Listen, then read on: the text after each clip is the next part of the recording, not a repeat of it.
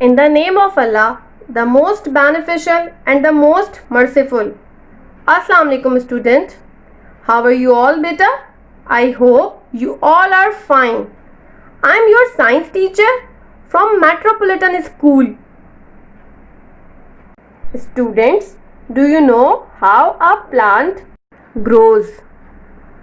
In this diagram, you can see that how the seed grows into a new plant. So today we start a new topic, that is seed germination, which is included in your chapter 1, growth and reproduction. The development of a new plant from a seed is called seed germination. Water, air and warmth are necessary for germination. एक seed से new plant के बनने को seed germination कहते हैं. Germination के लिए हवा, पानी और गर्माइश का होना ज़रूरी होता है. A germinating seed needs water which dissolve the stored food so that it can be used to produce energy needed by the germinating cells. Water also helps the embryo to break the seed coat and come out.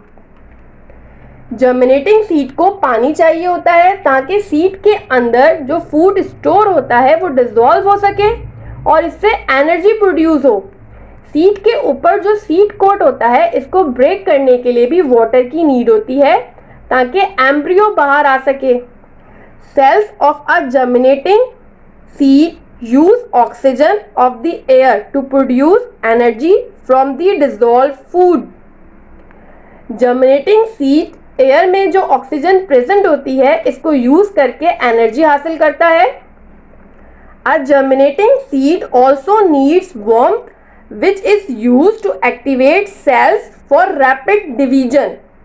Germinating seed को गर्माइश की ज़रूरत होती है या heat की ज़रूरत होती है ताकि सेल एक्टिवेट होकर रैपिड डिवीजन कर सकें.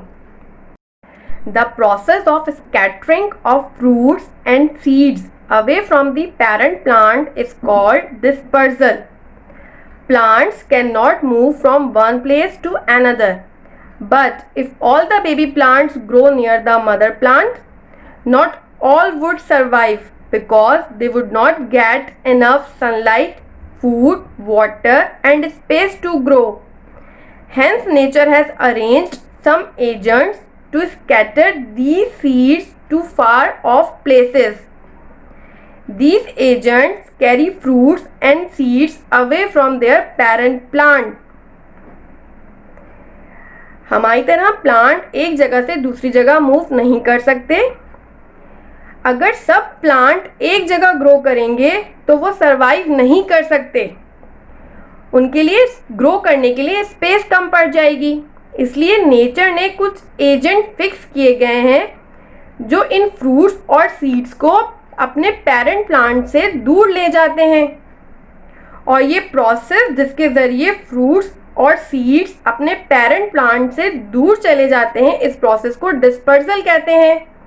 The common agents that disperse the seed and fruits are wind, water and animals.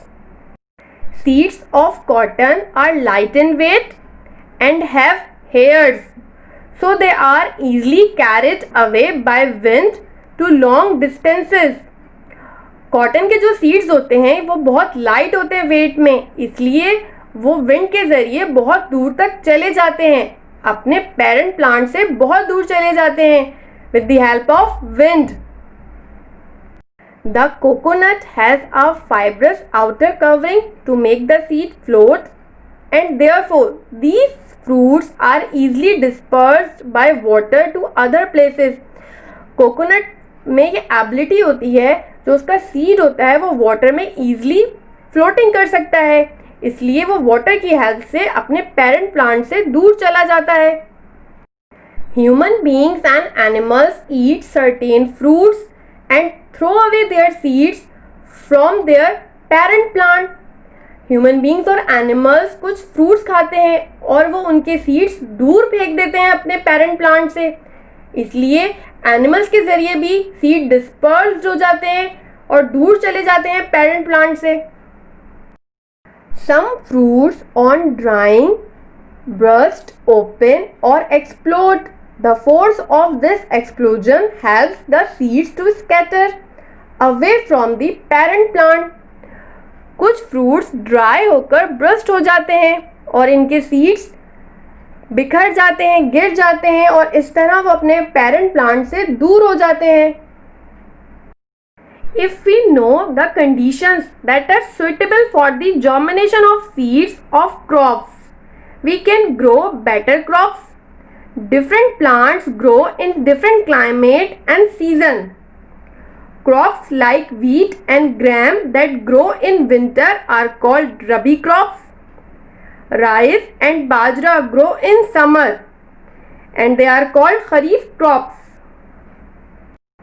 Vegetables like cabbage and beans grow during winter, whereas vegetables like brinjal and pumpkin grow during summer. Fertilizers are added to the soil to increase the productivity of vegetables in order to fulfill the needs of rapidly increasing population. These days, chemical fertilizers like urea, superphosphate, ammonium sulfates and nitrates are added to the soil so that the farmers may get a high yield of crops. आजकल farmers different chemical fertilisers use करके vegetables की productivity को बढ़ा रहे हैं. जिस तरह आजकल पॉपुलेशन इंक्रीज़ हो रही है तो वेजिटेबल्स की डिमांड में भी इजाफा हो गया है. इसलिए फार्मर्स को ज़्यादा से ज़्यादा वेजिटेबल्स ग्रो करने के लिए डिफरेंट फर्टिलाइजर्स यूज़ कर रहे हैं ताकि सॉइल में प्रोडक्टिविटी को इंक्रीज़ किया जा सके और वेजिटेबल्स ज़्यादा से ज़्यादा ग्रो हो सकें. A farmer can grow a good and healthy crop by using following steps. Use healthy and ripe seeds for sowing. Prepare soil properly. Add fertilizers to the soil. Irrigate the soil properly. Grow the crop in its season of growth. कोई भी farmer अपनी crop को healthy बना सकता है. ये कुछ steps हैं, इनको फॉलो करके फार्मर अपनी क्रॉप को हेल्दी बना सकते हैं. जब कभी किसी क्रॉप को ग्रो करने के लिए जो सीड यूज़ करता है फार्मर, वो हमेशा हेल्दी होने चाहिए.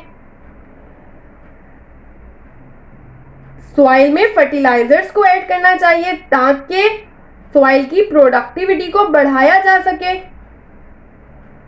सॉइल को प्रॉपर वाटर सप्लाई किया जाए ताकि किसी भी क्रॉप की जो भी नीड है वाटर की वो फुलफिल हो सके.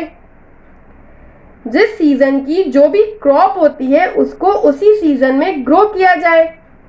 For example rice grow in summer season, so rice को समर सीजन में ग्रो किया जाए. And wheat grow in winter season, wheat को विंटर सीजन में ग्रो किया जाए. We need to protect our crops against grazing animals like goats and cows, pests such as grasshoppers and caterpillars, and diseases. Insecticides and pesticides are chemicals that are sprayed on crops. They protect the crops from pests and insects. Bigger animals can be kept away from the crops. हमें अपनी crop को protect करना चाहिए उन animal से जो ये crop ख़राब कर देते हैं या खा जाते हैं. वो कौन कौन से एनिमल होते हैं? Goats and cows. और कुछ पेस्ट भी ऐसे होते हैं जो हमारी क्रॉप को नुकसान पहुंचाते हैं. For example grasshopper and caterpillar.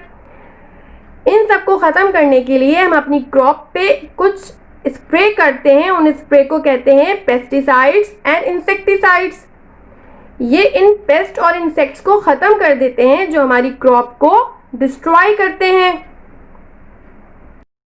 Now students, I am giving you some homework. Take out your book and copy. Open your copy and make a heading of long question answer. Copy down the question number 4 from your book, page number 14. What is germination? Explain briefly why water is necessary for seed germination. The development of a new plant from a seed is called seed germination. A germinating seed needs water which dissolves the stored food so that it can be used to produce energy needed by the germinating cells. Water also helps the embryo to break the seed coat and come out. Copy down another question, which is question number 5 from your book, page number 14. Define the dispersal of seeds. Briefly explain the process of dispersal of seeds by water with the help of an example. The process of scattering of fruits and seeds away from the parent plant is called dispersal of seeds. The coconut has fibrous outer covering to make the seed float, and therefore these fruits are easily dispersed by water to other places. Copy down question number 6 from your book, page number 14. How can a farmer grow a good and healthy crop? Describe briefly. A farmer can grow a good and healthy crop by following these steps. They use healthy seeds for sowing. They prepare soil properly. They add fertilizers to the soil. They irrigate the soil properly. They grow the crop in its season of growth. Copy down these question answers into your classwork copy with neat and clean handwriting. This is your homework. I hope you got the lesson in a better way. This was Miss Kuratulan signing off. May Allah increase your knowledge. Stay home, stay safe. Thank you for your attention. Allah Hafiz.